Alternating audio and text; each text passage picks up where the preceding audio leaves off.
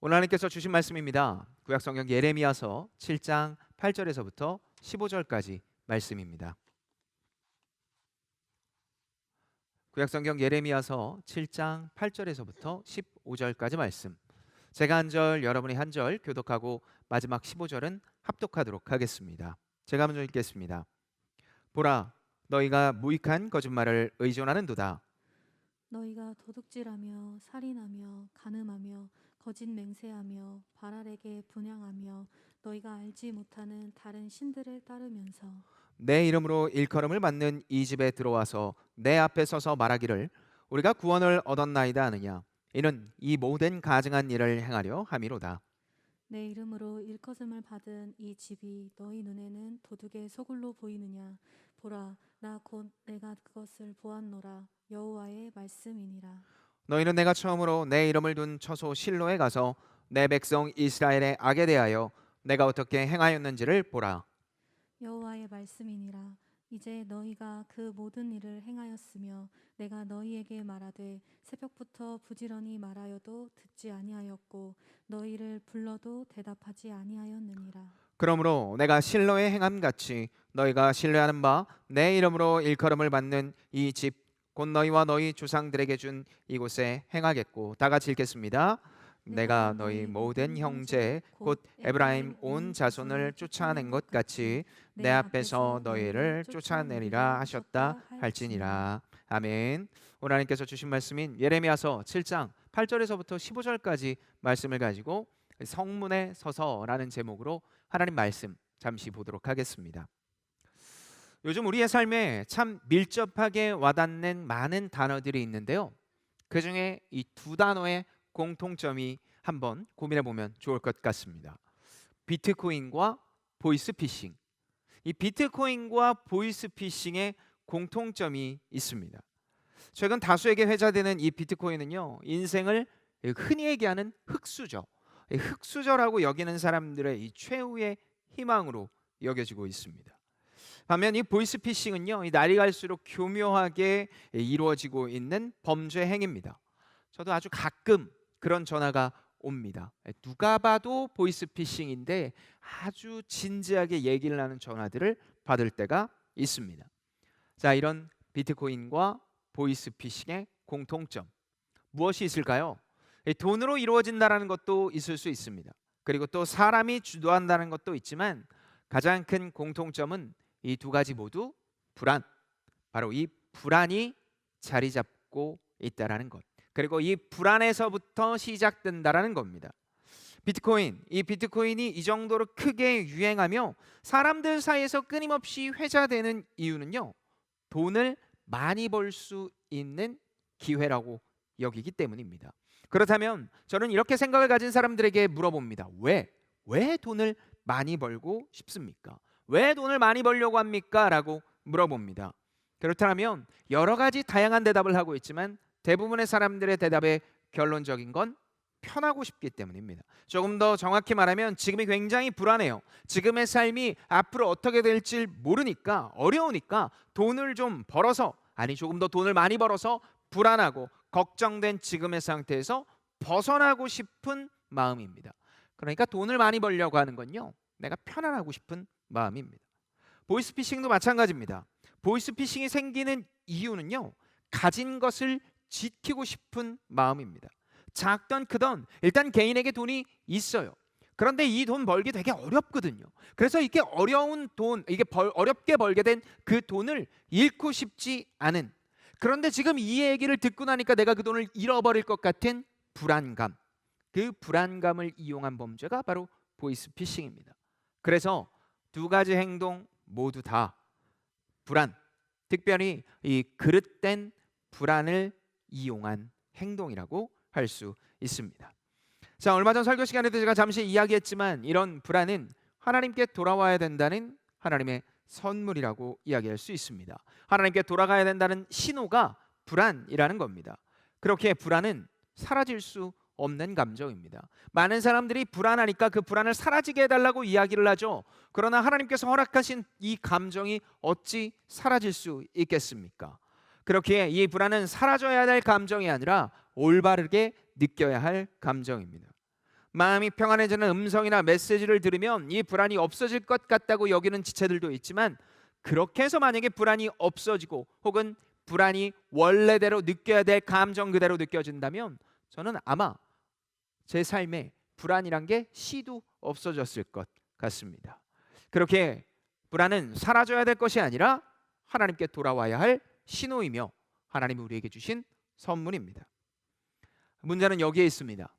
문제는 내가 하나님께 이제 돌아가야 된다는 것 알게 됐는데, 그리고 그 신호를 통해 이제는 그렇게 해야 된다는 것 정도는 알게 됐는데, 문제는 엄두가 안 난다는 겁니다. 잦은 불안감은 우리를 낙담시킵니다. 그리고 돌아가는 길이 어디인지 잘 모르겠노라고 어둡게만 보여집니다.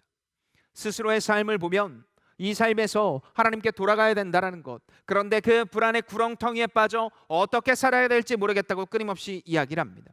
심지어 구원의 은혜를 입었다고 하는데 또다시 하나님과 거듭해서 멀어지는 모습을 보면 스스로가 스스로를 포기하고 싶어집니다. 가끔 이런 포기하는 마음이 너무 커져서 하나님께 원망을 하기도 하죠. 분명히 지금 인생에 있어 영적 터닝 포인트가 필요하고 불안했기에 하나님께 가까이 가야 된다는 것 정도는 알게 됐는데, 어떻게, 무엇을 통해, 어떤 모습으로 가야 될지 잊은 상황, 그것이 대부분의 우리의 모습입니다. 오늘 우리가 읽은 본문도 마찬가지입니다. 이스라엘 백성들은 무척 불안했습니다. 뒤에서도 잠시 이야기를 하겠지만 자신들의 리더라고 얘기할 수 있는 왕이 전쟁에서 패배하고 또 사망했습니다. 그리고 열국들에 둘러싸여서 지금 이스라엘, 특히 이 남유다는 언제 멸망해도 이상하지 않을 상황에 있었습니다. 그래서 정작 그들에게 닥쳐진 이 불안, 그래서 우리가 어떻게 해야 되면 좋겠냐라고 얘기하는 걱정과 우려 속에 이것들을 해결하지 못해서 자신들이 원하는 대로 살아가기 시작했습니다. 엄두도 안 나고 어떻게 해야 될지 모르겠다고 주저앉아 버린 상황, 포기와 원망을 반복하고 있는 상황, 그 상황에 하나님께서는 이 백성들을 향해 놓지 않는 희망을 이야기하시고 있습니다. 우리도 마찬가지 아니겠습니까? 우리도 매일매일 하나님 앞에 가까이 가고 싶습니다. 그리고 하나님의 뜻대로 살아가고 싶습니다. 그래서 좀 안정적으로 살아가고 싶은데 우리의 삶을 보면 새롭게 시작되는 날의 희망보다 과거의 어려움과 힘듦을 기반으로 내 삶도 계속해서 불안해지겠지, 내 삶도 계속해서 걱정과 우려 속에 있겠지. 그런데 예배를 나와서 하나님 앞에 나와 있는데 도대체 어떻게 그분과 가까이 가야 되는지 그 터닝 포인트가 없어서 매일매일 힘들어하고 있는 상황, 이 본문의 이스라엘 백성들과 크게 다르지 않은 모습입니다. 하나님께서 오늘 본문을 통해 이스라엘 백성들에게 다시 한번 돌아올 기회와 길을 보여주십니다. 그리고 이 본문은 오늘을 살아가고 있는 우리에게도 동일하게 하시는 말씀인 줄 압니다. 이렇게 보여주신 하나님의 희망을 통해 불안하며 걱정과 우려로 가득 찬 우리의 인생에 진정한 안정감을 찾아가는 귀한 시작이 되는 시간이 오늘이 되기를 기도합니다. 오늘 본문 8절을 읽도록 하겠습니다. 예레미야서 7장 8절의 말씀입니다. 보라, 너희가 무익한 거짓말을 의존하는도다 라고 이야기를 합니다. 북이스라엘의 멸망을 보며 인도하든 안도하고 있었던 이 남유다, 이 남유다를 향한 하나님의 경고의 메시지가 이 예레미야서의 핵심적인 내용입니다. 그래서 이 긴 시간 동안 하나님께서 예레미야를 통해 12번 설교를 하게 하시고, 오늘 우리가 읽은 본문은 세 번째 성전 설교라고 이야기를 하는 내용입니다. 이 본문에서 하나님은 지금 이스라엘 백성들, 남유다 백성들이 거짓, 특별히 이 무익한 거짓말에 의존하고 있다고 합니다. 도대체 어떤 말이길래 무익하며 또 거짓말이라고 할까요? 이 내용을 우리는 이 배경을 통해 조금 알 필요가 있습니다. 앞서서 이야기했지만 이 내용이 쓰여진 시기는 남유다의 종교개혁을 이끈 요시야 왕의 죽음 이후입니다. 남서쪽에 위치한 이 애굽이 북동쪽에 위치한 아수르와 전쟁을 하기 위해서 한 곳을 지나쳐야 되는데 그곳이 바로 남유다가 있었던 무깃도입니다. 그 무깃도를 지나치기 위해서 올라가는데 지금 요시야 왕이 더 이상 올라오지 못하도록 무깃도에서 병사들을 이끌고 이 애굽을 막고 있었습니다. 그렇게 해서 전쟁이 일어나고 있는데 이게 쪽수가 밀리니까 남유다의 많은 사람들이 사망했고, 심지어 앞서서 이야기를 한 것처럼 요시야 왕도 죽게 되었습니다. 이스라엘의 왕 중 소수만이 선하다고 평가받았고 하나님이 보시기에 참으로 괜찮다라고 여기는 아주 몇 명 중에 하나인 이 요시야 왕이 이 전쟁 중에 전사를 하게 됩니다. 왕은 리더입니다. 리더 중에 리더죠. 백성들의 모든 것들을 결정하고 당시에는 재판과 경제와 사회와 모든 것들을 이끄는 사람이 왕인데 그 리더가 죽게 되자 이스라엘 백성들은 불안감에 휩싸이기 시작했고 좌충우돌하기 시작합니다. 그렇게 좌충우돌하던 때 이스라엘 백성의 3대 절기 중 하나인 이 장막절이 다가옵니다. 장막절은 광야에서 40년 동안 하나님께서 인도하셨다는 걸 기념하고 기뻐하는 절기입니다. 하나님께서 이스라엘 백성들을 40년 동안 돌보셨습니다. 굶주리게도 안 하시고 목마르게도 안 하시고 신발과 옷이 떨어지게도 아니하시면서 하나님께서 온전히 인도하셨습니다. 그것을 기념하는 절기가 찾아온 겁니다. 그리고 앞으로 우리도 지켜주실 것을 기대하는 절기. 그러니까 많은 사람들이 모였습니다. 많은 사람들이 성전으로 모이기 시작했고 그들의 성전에 모여서 지금 이 불안감을 없애기 위해서 예배를 드리면 되겠지라고 해서 모이기 시작했습니다. 당시 장막절은 보리의 수확 기간인 9월부터 10월 사이에 이루어져서 추수감사절까지 포함된 의미를 가지고 있었습니다.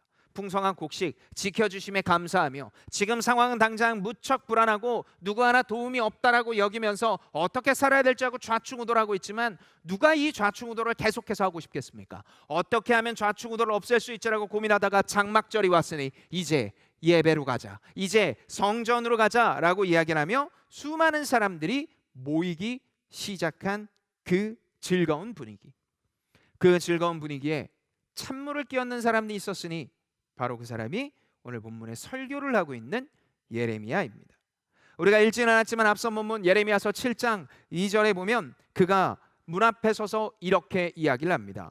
너는 여호와의 진문에 서서 이 말을 선포하여 이르기를 여호와께 예배하러 이 문으로 들어가는 유다 사람들아 여호와의 말씀을 들으라 라고 이야기를 합니다.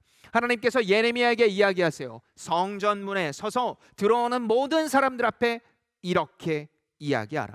불안한 마음을 붙잡고 애써 태연하게 들어오는 그 사람들을 향해 하나님께서 이렇게 이야기를 하라고 이야기하십니다. 특별히 여기에서 이 여호와께 예배하러 나온다라고 표현을 하는 이 예배라는 단어는요, 밑바닥에 깔리다, 낮아지다라는 뜻을 가지고 있습니다. 그러니까 지금 이 유다 백성들이 성전의 문을 통과하면서 가져야 할 마음은 무엇이다? 납작 엎드리고 그리고 밑바닥에 깔려야 됩니다. 누구를 향해? 하나님을 향해. 하나님 앞에 깔려야 되고 낮아져야 되는 겁니다. 경배해야 되는 거예요. 단순한 행동이 아니라 이사야서 2장 11절에 이야기하는 것처럼 그날의 눈이 높은 자가 낮아지며 교만한 자가 굴복되고 여호와께서 홀로 높임을 받으시리라 라는 이 말씀처럼 나의 교만함, 내가 하나님이 되고자 하는 마음, 그래서 내 중심에 내 뜻대로 가고 싶어하는 모든 것들을 내려놓고 하나님만 영광 받길 기대하는 마음으로 그 성전에 들어와야 되는데 그렇게 살고 있지 않은 자들, 그런 마음에서 완전히 배제된 자들을 향해 너 지금 잘못되고 있다, 너희들이 드리는 이 예배와 그 마음과 그 태도가 잘못됐다라고 하나님은 이야기하시고 있었습니다. 이렇게 자신보다 하나님을 더 높이지 않았습니다. 얼마나 더 높이지 않았습니까? 이어지는 본문 예레미야서 7장 3절에서부터 4절까지 말씀에 이렇게 이야기하십니다. 만군의 여호와 이스라엘의 하나님께서 이와 같이 말씀하시되 너희 길과 행위를 바르게 하라. 그리하면 내가 너희로 이곳에 살게 하리라. 너희는 이것이 여호와의 성전이라 여호와의 성전이라 여호와의 성전이라는 거짓말을 믿지 말라.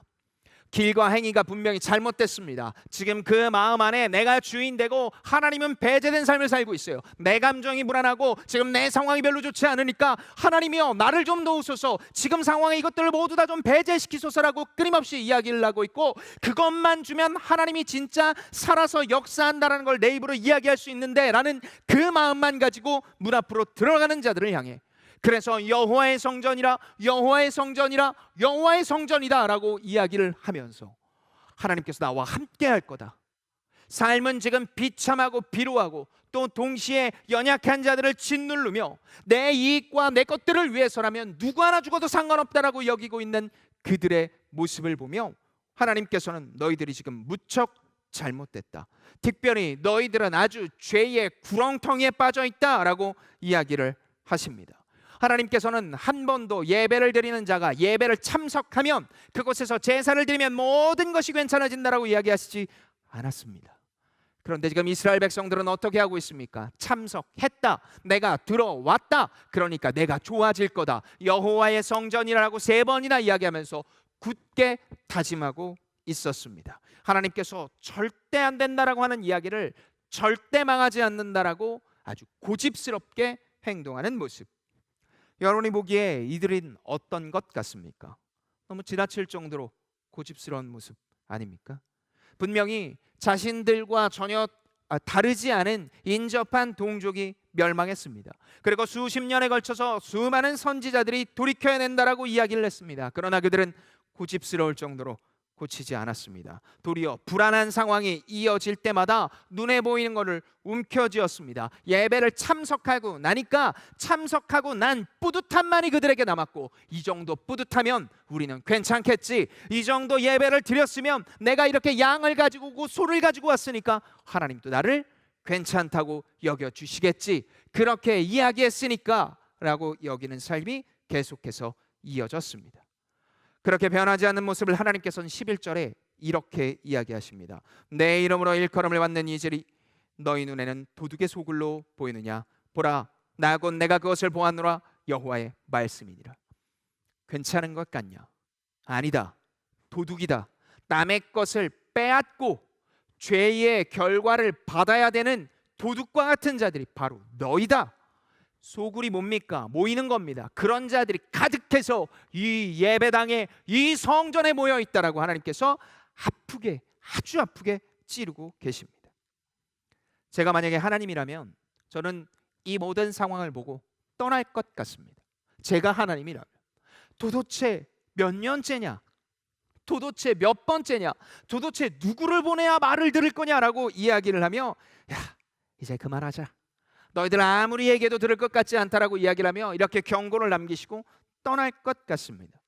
삶의 모든 것을 걸고 사랑한 존재가 이토록 배신하니 이제는 이들이 아니라 다른 사람들 혹은 다른 존재를 세워서 하나님의 뜻을 이루어 갈 것 같은데, 우리 하나님은 아니었습니다. 오늘 본문 12절에 하나님께서는 이런 희망의 메시지를 주십니다. 우리 다 같이 한번 읽도록 하겠습니다. 예레미야서 7장 12절의 말씀입니다. 시작. 너희는 내가 처음으로 내 이름을 둔 처소 실로에 가서 내 백성 이스라엘의 악에 대하여 내가 어떻게 행하였는지를 보라. 실로에서 어떻게 행하였는지를 보라고 하나님께서 이야기하십니다. 이 실로는 안식의 장소라는 뜻입니다. 실로는 안식의 장소, 다시 말해 하나님이 임재하시고 하나님의 성막이 있으며 예배를 드리는 핵심적인 장소였습니다. 지역의 이름입니다. 여러 곳에서 다양한 방식이 아니라 통일된 양식, 하나된 하나님만을 보기를 원하셨기 때문에 하나님께서는 이 실로 안에 성막을 두시고 그곳에서 예배를 드리기 원하셨습니다. 그런데 지금 이 실로는 당시 이 이스라엘 백성들이 글을 읽고 있는 바로 이 시대의 아수르의 땅이었습니다. 그러니까 하나님이 함께하고 있고 하나님이 안식의 장소라고 친히 지정한 그 지역이 누구의 땅이 되었습니까? 이방 민족의 땅이 되었습니다.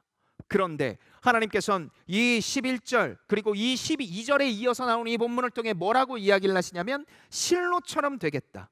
단순히 너희들이 지금 이 하나님의 뜻을 어겼기 때문에 너희들이 그렇게 비참한 결과를 얻을 것이다 라고 끝내는 것이 아니라, 실로의 두 번째 의미를 통해 하나님께서는 세밀한 희망을 보여주시니, 실로의 또 다른 뜻이 바로 메시아이기 때문입니다. 죄에 빼앗겼던 마음을 되찾아 오실 겁니다. 지금 이 실로가 예배를 드리고 하나님의 성막이 있으며 하나님만 경배하던 장소임에도 불구하고 하나님께서는 이 실로를 이방 민족에게 빼앗기게 하셨습니다. 이스라엘 백성들도 마찬가지입니다. 지금 이 남유다에서 하나님을 경배한다고 예배를 드리고 있지만 하나님의 뜻을 전혀 따르지 않고 예배만 참석하고 있는 이들을 향해 너희들 지금 이방 민족에게 쫓김을 당하고 그들의 노예가 될 것이다. 그러나 메시아라는 이 이름답게 내가 다시 찾아오게 될 것이다. 70년 뒤에 형식상 찾아오게 되고 영적으로 완전히 메시아를 통해 돌아오게 하는 것처럼 너희들의 삶도 이렇게 돌이키겠다고 말씀을 하시고 있습니다. 진정한 메시아 누굽니까? 예수 그리스도를 통해 온전히 이루실 겁니다. 이스라엘 백성들이 죄악된 길을 걷는 이유는 이들이 무엇이 없었기 때문입니까? 메시아를 향한 믿음이 없었기 때문입니다. 자신들의 삶에 있어 예배를 드리는 행위에 집중을 했고 내가 참석하는 것만으로 만족을 하고 있었기 때문에 진정으로 내 마음이 돌이켜 믿음으로 말미암아 하나님의 삶의 의미와 목적을 전혀 잃어버린 내가 원하는 내가 주인된 삶을 예배를 참석하는 것으로 둘러대고 있었습니다. 이 모든 것을 씻을 수 있는 유일한 길이 무엇입니까? 부당한 이익을 취하며 불안한 상황에서 온전히 벗어날 수 있는 유일한 길은 하나님께서 왕이 되어 하나님께서 주인이 되어 자신의 아들 주심에 감사하며 그 십자가에 못 박혀 죽으신 예수 그리스도를 믿음으로 말미암아 내 죄가 사해졌고 그리고 그분의 다시 삶으로 말미암아 내 삶에 영생이 주어졌다고 고백되어지는 자들, 그래서 이 땅의 주인이 하나님이며 하나님의 시선을 따라 살아가는 자들, 그래서 단순한 참석이 아니라 이 예배로 말미암아 삶의 완전한 터닝 포인트가 있는 자들, 그래서 이 예배를 통해 뻔뻔스러울 정도로 하나님께 죄를 고백하며 뻔뻔스러울 정도로 하나님께 나와 감정의 고백을 하는 자들, 그래서 거리낌 없는 하나님의 자녀로 살아가는 것, 그것이 바로 오늘 이 이스라엘 백성들을 향한 하나님의 세밀한 희망이며 기대라고 이야기할 수 있습니다. 로마서 5장 6절을 보면 하나님께서 사도 바울을 통해 이스라엘 백성에게 이렇게 얘기하십니다. 우리가 아직 연약할 때의 기약대로 그리스도께서 경건하지 않은 자를 위하여 죽으셨도다. 원래 경건하지 않은 자들을 위해 오신 게 예수님입니다. 예수님께서 경건하지 않는 우리와 같은 자들을 위해서 죽으셨고 그 죽으심을 믿는 자에게 죄의 사함이 있으며 그 죄의 사함이 있는 자들이 온전한 영생을 얻고 영생을 얻는 자들이 이곳에 모여 하나님을 경배하며 하나님의 그 무거운 영광을 영광스럽게 여기는 자들, 그리고 그 시선과 그 최선을 다한 하나님의 사랑의 삶에서 드러나는 것들, 바로 그것이 예배이며 동시에 예배를 드린 자들의 태도이며 삶이라고 이야기할 수 있습니다. 지금 이 내용을 누가 읽고 있습니까? 포로지, 특별히 아수르에서 도대체 우리는 왜 이렇게 포로지로 끌려왔는가? 하나님의 사람들이 왜 이렇게 포로가 되었는가라고 궁금해하며 의문을 가지고 있는 자들에게 주는 답과 같은 내용입니다. 왜 포로가 되었겠습니까? 원인은 아주 간단합니다. 하나님께서 수십 년, 수백 년에 걸쳐서 이야기했습니다. 너희 돌이켜야 된다. 너희 간절해야 된다. 그러나 너희에게는 돌이키지 않고 참석에만, 예배를 참석하는 것에서만 의미를 두었으니 이제는 진짜로 돌이키기 위하여 너희들에게 이 포로기를 허락한 것이다. 그래서 이스라엘 백성들을 하나님께서는 어떻게 하십니까? 포기하는 것이 아니라 실로라는 단어를 통해 안식의 장소된 너희들의 형식적인 것들이 빼앗길 수 있지만 메시아를 통해 너희들이 완전히 돌이킬 것이니 너희들의 삶에 진정한 메시아 예수 그리스도를 믿음으로 말미암아 삶이 완전히 변화되기를 기대하시는 마음, 특별히 예배를 통한 완전한 터닝 포인트가 있기를 기대하시는 마음으로 오늘 본문이 이루어져 있습니다. 사랑하는 제2피플 여러분, 오늘 하나님께서는 우리에게도 동일하게 말씀하시고 있습니다.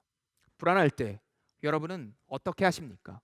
불안할 때 하나님을 찾아야 된다는 것 이제는 알게 되었습니다. 돈이나 명예처럼 내가 손에 잡을 수 있는 것들, 세상이 이야기하는 것과는 전혀 다른 삶을 살아야 된다는 것 알게 되었습니다. 문제는 그런 의지와 그런 열심과 그런 태도가 내가 스스로 할 수 없게 하나님께서 허락해 주신 이 예배를 통해, 여기에서 드리는 이 예배를 통해, 그리고 우리가 드리는 그 모든 예배를 통해 우리의 삶의 터닝 포인트가 시작이 되어야 된다는 겁니다.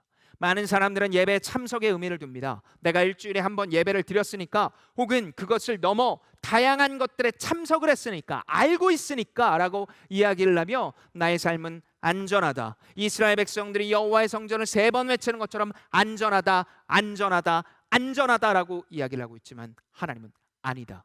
너가 드리는 예배의 마음의 중심을 내가 안다. 그리고 그것이 중심에 드린 예배인지 아닌지는 너희들의 삶을 통해 완전하게 드러날 것이다. 내가 시선을 가지고 있는 자들, 내가 긍휼하게 여기는 자들, 그리고 내가 너희들의 복음을 가지고 가길 원하는 자들에게 너희들은 얼마나 어떻게 가고 있느냐라고 동일하게 묻고 계시고 있습니다. 하나님은 자신의 이름을 오용되기 원치 않으십니다. 그러니까 하나님께서는 하나님의 이름, 하나님의 능력이 바르게 사용되며 또한 동시에 이 예배를 통해 온전하게 깨닫기 원하고 계십니다. 여러분, 예배를 참석함이 목적이 아닙니다. 예배를 참석했기에 나의 삶의 모든 것이 다 됐다라고 얘기를 하는 건 세상과 똑같습니다. 만약에 그 마음으로 이 자리에 있다면 여러분, 굳이 여기가 아니어도 됩니다. 굳이 여기가 아니어도 됩니다. 굳이 교회가 아니어도 됩니다. 어디엔가 마음 들 곳을 찾고 있고 어디에선가 내가 원하는 걸 들려주길 원하는 공간에 있다라는 그 만족감으로 그것을 위해서라면 이곳이 아니어도 된다라는 겁니다. 하나님께서는 우리에게 이야기하신 것 딱 하나, 너에게 믿음이 있느냐? 내가 너희의 주인이냐? 그리고 그렇지 않다면 바로 이 예배를 통하여서, 마음의 중심을 드리는 이 예배를 통하여서 이제는 되돌려 나와 함께 하자라고 이야기하시고 있습니다. 그렇게 예배는 공식이 아닙니다. 예배는 인풋 대비 아웃풋의 좋은 확률을 가진 수학 게임이 아닙니다. 예배를 통해 아는 예수님을 넘어 믿는 예수님이 되어야 하며 그리고 그분을 따라야 합니다. 삶의 방향성이 흐트러졌다면 삶의 방향성이 세워져야 되고 의미를 잃은 자들이 의미를 찾아야 됩니다. 그리고 그 예배를 통해 하나님이 어떤 분인지를 온전히 알 수 있어야 됩니다. 여러분, 그렇기에 우리는 믿음이 있어야 됩니다. 믿음은 수없이 반복해서 이야기를 하지만 믿음은 덮어놓고 믿는 것이 아닙니다. 아는 것이 믿음이 아닙니다. 삶의 완전한 용납과 수용을 예수 그리스도의 십자가로 말미암아 하나님께서 허용해 주셨으며 동시에 그러므로 말미암아 내 삶의 의미와 목적이 선명해지는 겁니다. 지난 시간에 이야기했던 정의와 공평과 그리고 하나님의 사랑이 우리의 삶의 행동과 선택을 통해 드러나는 겁니다. 그런 자들이 예배를 드리는 것이고 예배를 통해 그런 것들이 선포될 수 있어야 됩니다. 이것이 이 땅에서 계속해서 퍼져나갈 때 하나님의 나라가 확장되는 것이며 우리 장충교회 표어처럼 이렇게 더 좋은 교회가 더 좋은 세상을 만들 수 있습니다. 저는 여러분과 이 얘기를 나누기 위해서 스스로의 예배를 많이 되돌아봤습니다. 오프라인 예배 중요하죠. 온라인 예배 어쩔 수 없으니까 드리는 것도 맞습니다. 온라인이건 오프라인이건 여러분 장소는 중요하지 않습니다. 지금 이 상황에 오프라인 나오는 사람이 신앙이 더 좋아, 온라인 나오는 사람은 신앙을 잃었어, 이렇게 얘기할 수 없습니다. 그리고 그건 절대 기준이 아닙니다. 그러나 오프라인에 나왔기 때문에 나는 신앙이 좋아, 오프라인에 나왔기 때문에 하나님께서 나를 도우실 거야, 오프라인에 나왔기 때문에 내 삶이 어느 정도는 괜찮아라고 생각을 하고 있다면 하나님은 그것이 아니라고 이야기를 하세요. 그리고 온라인을 계속 드리고 있는데, 온라인에서 예배를 드리고 있는데 이것이 삶에 뭔가 지금 맞지 않고 있고 내 삶에 집중력을 가지고 있고 예배를 통해 하나님을 경험해야 되는데 그것을 움직이고 있지 않다면 그 온라인 예배도 잘못됐다라는 겁니다. 온라인과 오프라인 형식은 중요하지 않습니다. 그러나 잊지 마십시오. 마음의 중심을 보시는 분이 하나님입니다.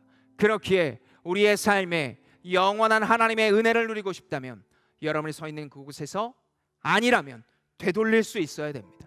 그것이 믿음 있는 자의 모습이며 성도의 삶이라고 이야기할 수 있습니다. 지금 영적 무사 안일주의에 빠져 코로나라는 큰 이름 아래서 괜찮겠지라고 생각하는 것들이 있다면 과감하게 도려낼 때입니다.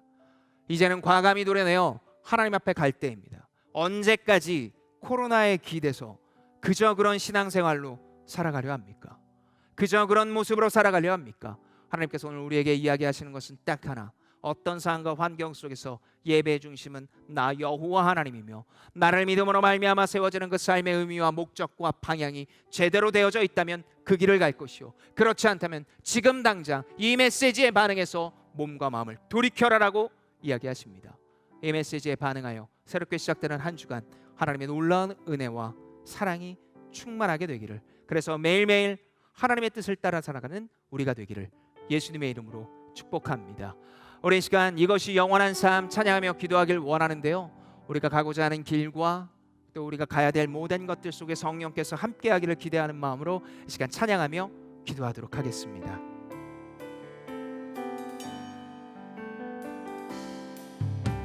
영원한 사길에 날 초대하시는 주님을 누리며 사는 것,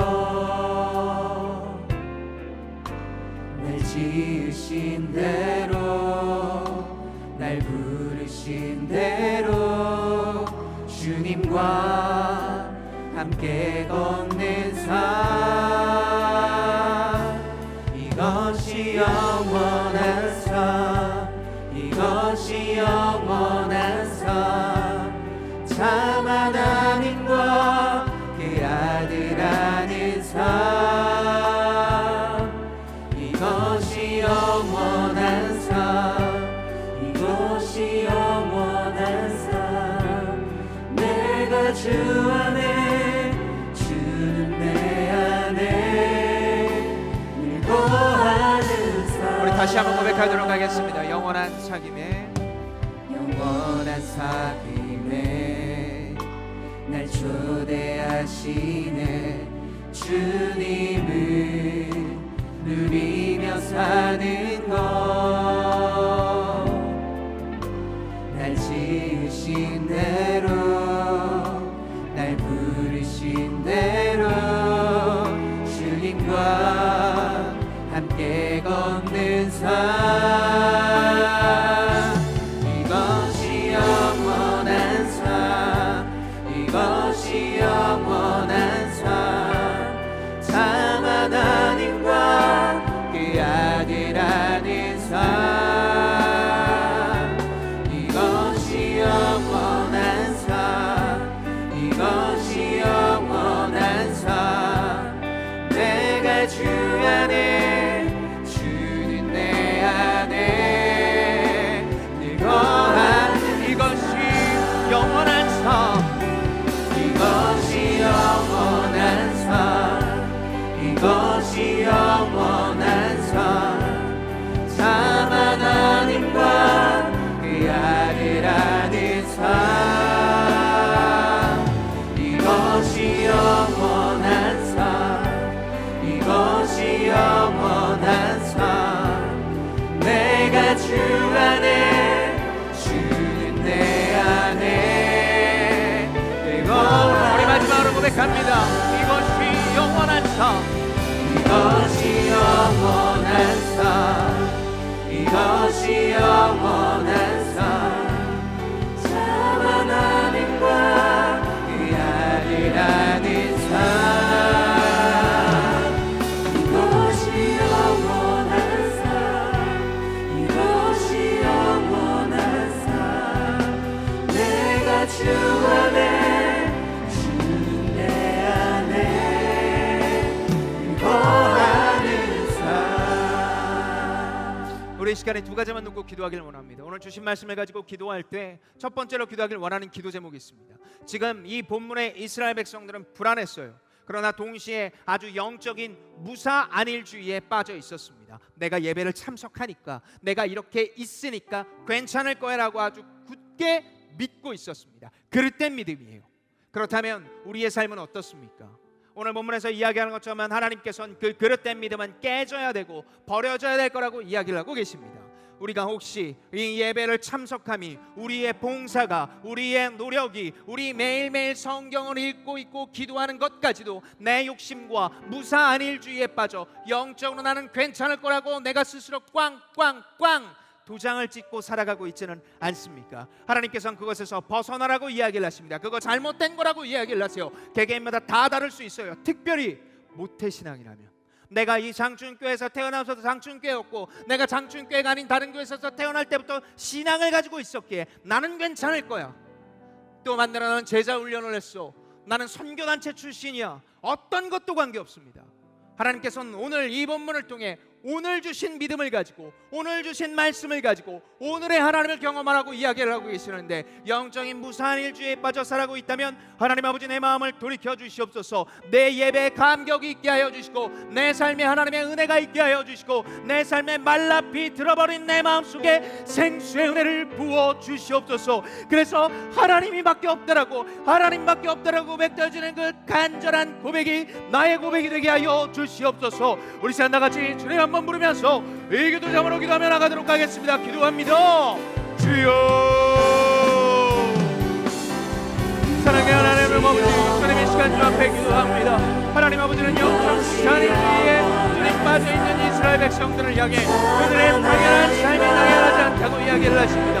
내가 예배를 드리니까, 우리 아버지가 장로니까, 우리 엄마가 권사니까, 나는 모태 신앙이니까, 좋은 교회에서 오랫동안 살아왔으니까, 내가 예배를 드리니까, 헌금을 드리니까, 말씀을 읽으니까, 기도를 하니까 나는 괜찮을 거라고 이야기를 하고 있는 이 모든 삶 속에 하나님 아버지는 아니라고 이야기를 하십니다. 불안함에 빠져 있습니까? 불안함에 빠져 있습니까? 그 마음을 채우기 위한 것이 예배라면 하나님 아버지 그 마음을 채하여 주시옵소서. 아버지 오늘 불쌍히 여기시고 길이 여기시오. 하나님 아버지만을 주님 원수를 기억하며 나에게 쓰는 자들 될수 있도록 주님께서 돌봐주시옵소서. 이것이 영원히 이어져야 됩니다. 우리 교회 안에 흘러넘쳐야 됩니다. 생수의 은혜를 부들어 주시옵소서. 마음에 불틀려버린 자들, 마음속에 비틀려버린 자들, 하나님 아버지 한상 말라끓어서 불안함을 모든 사바라질 것 같은 것들에 쌓여있는 우리를 물들여주옵소서. 그 길이 여겨주시옵소서.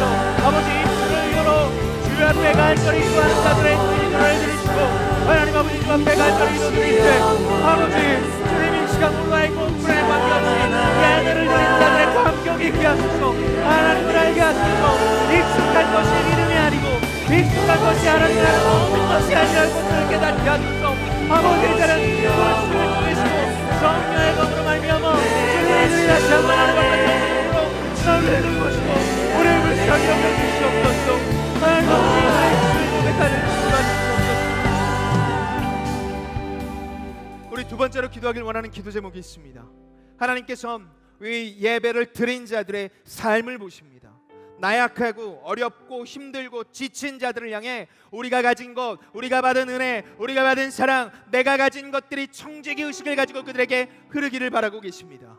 무엇입니까? 내가 가진 게 무엇입니까? 전 아무것도 없는데요. 아니요, 누구든지 하나 이상 무조건 있어요. 남들보다 더 받은 것들이 있어요. 그것들을 그들을 향해 흐르게 하고 있습니까? 돈을 벌고 있다면 그 돈이 정말 정직하게 나약하고 어려운 자들을 위해 가고 있습니까? 시간이 있다면 그 시간을 허송세월로 보내고 있지는 않습니까? 공부를 하고 있습니까? 무엇이 어디 좋습니다. 하나님께서 허락해 주시고 청지기 의식을 주시고 허락하신 그 모든 것들이 나를 위해서만 쓰고 있다면 돌이켜야 될 때입니다. 그리고 동시에 이 공동체와 이 지체들을 향해 흘릴 수 있어야 됩니다. 어렵고 힘든 자들이 있어요. 누구 하나 내 손을 잡고 좀 기도했으면 좋겠다고 여기는 자들이 그렇게 많이 있는데 내 감정, 내 상황에만 빠져서 공동체라고 여기는 것들에서 완전히 배제된 채 나를 위해서만 살아가고 있다면 그게 세상과 뭐가 다르냐는 겁니다. 이 시간 기도합시다. 하나만 놓고 기도합시다. 내 옆에 분명히 있어요. 내 옆에 분명히 있어요. 왜 외면하고 있는 겁니까?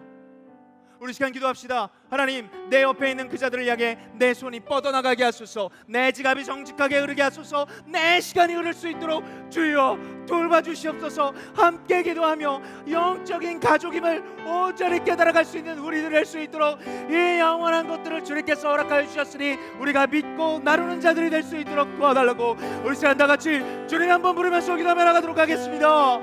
주여 사랑과 은혜 하나님 아버지 주님 시간 주 앞에 간절히 기도합니다. 하나님 아버지께서 내게 허락하신 것들 내 감정이 많습니다. 하나님 아버지 지금은 내가 선지하고 여기 하는 모든 자들께 그 마음속에 좌정하여 주시옵소서. 그래서 하나님께서 내게 주신 것들은 나를 위해서 사용하는 것이 아니라 주님 영혼들을 향해 그리는 자들이 되게 하소서. 시간이 있습니다. 하나님 아버지 내게 있습니다. 열정이 있습니다. 체력이 있습니다. 무엇이 있습니다. 하나님 아버지 그들을 향해 흐르게 하여 주옵소서. 예배를 참석했기에 삶의 완전한 돌이키기가 되게 하소서. 하나님 아버지 이것은 우리의 삶이 되어야 됩니다. 그래서 하나님의 신령한 통치를 경험해야 됩니다. 하나님께서 다스림을 경험해야 됩니다. 하나님 아버지 내게 주신 것들이 내 것이라고 여긴 자들 아버지 이제 돌이키게 하여 주시고 하나님 아버지 그들을 향해 우리의 영과 우리의 눈과 우리의 시간과 내가 가진 것들을 그리고 온전히 흘려보내는 자들이 될 수 있도록 주여 돌봐주시옵소서. 하나님 아버지께서 만지시고 돌봐주시옵소서.